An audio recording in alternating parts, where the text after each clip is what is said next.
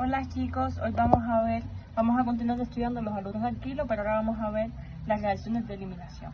Como dijimos en los videos anteriores, los haluros de alquilo experimentan tanto reacciones de eliminación como de sustitución. Ya vimos las reacciones de sustitución, por lo que ahora vamos a las de eliminación. Vamos a ver en el video de hoy la eliminación bimolecular, o sea E2, y vamos a ver las diferentes características con ejemplos de reacciones y mecanismos. Entonces, las características de las reacciones que ocurren por eliminación E2 son que tienen un mecanismo en un solo paso, ¿verdad?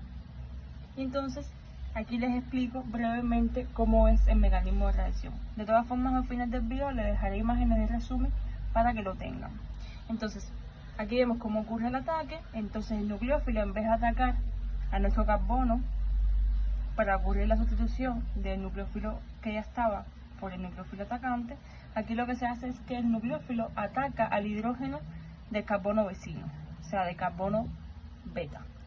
Se lleva este hidrógeno y se forma un doble enlace entre el carbono del halógeno, que va a ser el grupo saliente en este caso, y el carbono que perdió el hidrógeno. Eso lo veremos más adelante detalladamente. La cinética va a ser una cinética de segundo orden, como vimos en el caso de las SN2, ¿verdad? Porque en el paso limitante de la velocidad de la reacción están interactuando tanto el haluro de alquilo como el nucleófilo. Y la reacción procede a través de un estado de transición periplanar antes, que esta va a ser la estereoquímica de nuestra reacción. Igual la veremos más detalladamente después. Y estas reacciones de eliminación suelen producir una mezcla de alquenos en la cual predomina el alqueno más sustituido. Pero ahí vamos a ver las excepciones a partir de las reglas de Sayce. Entonces vamos a comenzar con el mecanismo. Bueno, vamos al mecanismo. El mecanismo E2. Entonces, ¿qué tenemos? Nucleófilo, en este caso, etóxido, ¿verdad? El ion etóxido. Y va a atacar a nuestro haluro de alquilo. En este caso, el bromuro bromopropano, vamos a decirlo así. Entonces, ¿qué va a ocurrir? Tenemos carbono alfa, que es el carbono que tiene el halógeno, y carbono beta. En este caso, este metilo es un carbono beta tanto como este. Pero como la molécula es simétrica, son equivalentes entre ellos, por tanto solo vamos a ponerlo en uno. ¿Ok? Entonces, ¿qué va a pasar? El oxígeno del etóxido, ¿verdad?, que es nuestro nucleófilo, ataca al hidrógeno de carbono beta. Ataca ese hidrógeno, ¿verdad? Se va a empezar a formar un doble enlace entre el carbono alfa y el carbono beta, y el grupo, el halógeno, el nucleófilo saliente, va a salir. Vamos a ver acá. Entonces, esta sería la reacción general. Sabemos que nos va a dar un alqueno. Entonces, vamos aquí. Oxígeno ataca al hidrógeno. Este par de electrones se mueve hacia acá, formándose ahí un doble enlace, y sale el halógeno, ¿verdad? Entonces, eso lo vamos a representar en el estado de transición. Estado de transición, recuerden, siempre entre corchetes, ¿ok? Y vamos a representar los enlaces que se forman y los que se rompen. Entonces, tenemos aquí, se va a empezar a formar doble enlace, carbono-carbono. Está rompiéndose qué enlace, carbono-hidrógeno. Está rompiendo el enlace, carbono-hidrógeno. Se está formando qué enlace, el hidrógeno, ¿verdad?, con el nucleófilo. Vamos a ponerlo. Está formando con el oxígeno del CH2SO3. Okay. Esto se mantiene. Hidrógeno para acá, hidrógeno para acá. Luego, ¿qué va a pasar acá? Aquí tenemos hidrógeno que se mantiene y el grupo metilo que se mantiene. Y entonces, aquí ¿qué va a pasar? Se va a empezar a romper el enlace carbono-bromo. Lo representamos. Y por último ponemos las cargas formales, ¿ok? Entonces, carga parcial negativa sobre el nucleófilo, carga parcial negativa sobre el grupo que sale, y ya no representamos más ninguno. ¿Okay? Cerramos el corchete y ya representamos el estado de transición. Entonces, es el estado de transición. Y ahora ya ponemos los productos finales. ¿Okay? Que se queda el alqueno, ¿verdad? Que se queda hidrógeno-hidrógeno, y se queda hidrógeno-metilo. ¿Qué más tengo? esto se fue acá, ¿verdad? Ese hidrógeno se unió al oxígeno, por tanto que se formaría aquí un alcohol. Se forma el alcohol, en este caso es etanol. ¿Y qué más me queda? El bromuro, ¿ok? Cargado negativamente. Perfecto. Entonces, ahora, ya identificamos cómo es el mecanismo E2, ¿ok? En un solo paso, estado de transición y luego los productos. Ahora vamos a ver el diagrama energético. Si se fijan, el diagrama energético es similar, muy similar, exactamente igual al de la SN2, ¿verdad? Porque es un mecanismo en un solo paso, ¿verdad? A través de un estado de transición y por tanto es el mismo diagrama energético. Tenemos los reaccionantes, el estado de transición, que es la máxima energía, esta aquí es la energía de activación, ¿verdad? Luego los productos y aquí representamos el detalle. Entonces los ejes muy importantes, no lo olviden, avance de la reacción y energía. Muy bien, entonces ahora vamos a ver, aquí les voy a dejar resumido los nucleófilos o las bases más utilizadas en las reacciones de eliminación. ¿Okay? Que son el hidróxido de sodio, ¿verdad?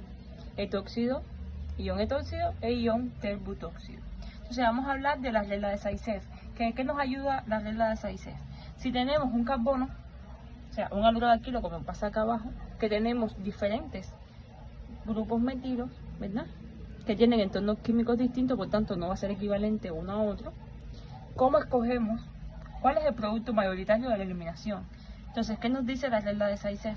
La regla de Zaitsev nos va a decir que cuando utilizamos nucleófilos o bases poco impedidas, como son el hidróxido de sodio o el ion etóxido, ¿verdad? Se va a obtener en mayor proporción, en este caso, vamos a ver un ejemplo experimental, pues sabemos que es 69%, o sea, el mayor por ciento de aquel alqueno que esté más sustituido, por tanto que sea más estable, ¿ok? En este caso, obtendríamos el alqueno más sustituido si el doble enlace ocurre entre este carbono alfa, que es nuestro carbono alfa, y este carbono beta, ¿verdad? Aquí son equivalentes estos dos, por tanto tenemos la opción de dos productos, el doble enlace de este lado o el doble enlace de este. ¿Okay? Entonces ya sabemos por la regla de Zaitsev que se espera que el producto que se obtiene con un 69% sea cuando se elimina este hidrógeno y el de un 31% es cuando se elimina este otro. Entonces vamos a poner esos productos, ¿ok? Nos quedaría carbono, doble enlace, ¿verdad? Con el carbono perdió un hidrógeno, por tanto le queda uno unido a un CH3.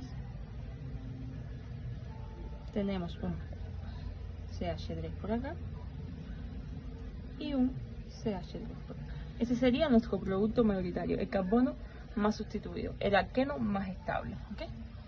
Y luego tenemos el producto minoritario que va a ser con el doble enlace hacia acá, perdió un hidrógeno, por tanto ahora tengo 2 en lugar de 3. Esto va a estar unido al CH3 y mantengo el otro lado, ¿verdad? CH2, CH3. Y este va a ser nuestro producto minoritario, el menos sustituido, por tanto el alqueno menos estable, ¿ok? Entonces, ¿qué pasa? Hay una excepción, déjenme marcarles esto por acá. Hay una excepción que es la regla de Hofmann. ¿Qué dice Hofmann?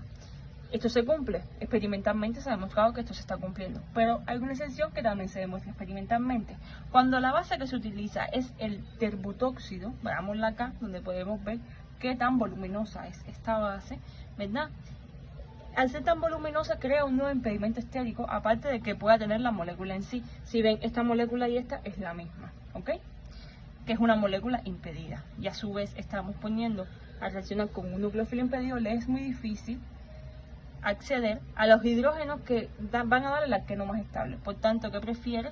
La reacción ocurre más rápidamente por aquellos hidrógenos que se encuentran menos impedidos, como son estos dos, los cuales son equivalentes.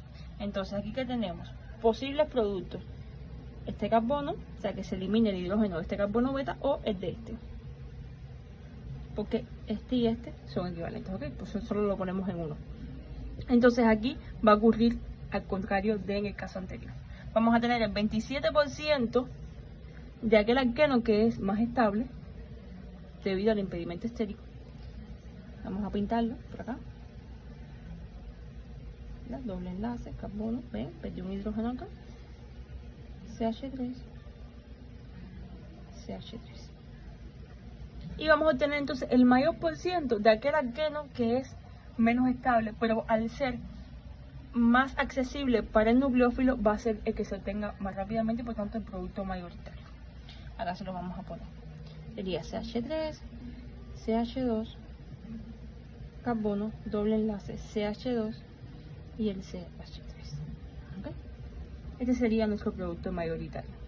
¿Okay? Y refrescar lo que es la estereoquímica. Lo vimos al principio en las condiciones generales, pero bueno, vamos a verlo más detalladamente. Que es que la estereoquímica de esta reacción va a ser periplanar anti. ¿Okay? ¿Qué quiere decir esto? Que todos los átomos que interactúan en el mecanismo de la reacción están en el mismo plano. ¿Cuáles son esos átomos? Los dos átomos de carbono, ¿okay? El hidrógeno que se elimina y el halógeno. ¿Okay? Entonces todos ellos se encuentran en el mismo plano. Ahora, periplanar anti. ¿Qué quiere decir anti? Que los grupos que salen, tanto el halógeno como el hidrógeno, están opuestos uno a otro. Por eso es anti, periplanar anti. Y entonces esto nos va a quedar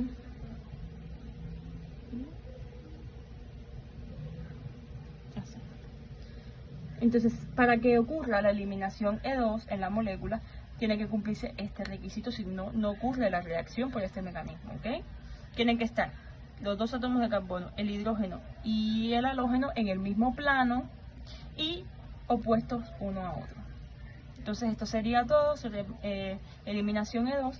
En el próximo video veremos la eliminación unimolecular y más adelante veremos todos los ejercicios relacionados con haluros activos. Muchas gracias, por favor suscríbanse, denle like, sigan apoyando estos videos para poder seguir creando más contenido y nos vemos. Chao.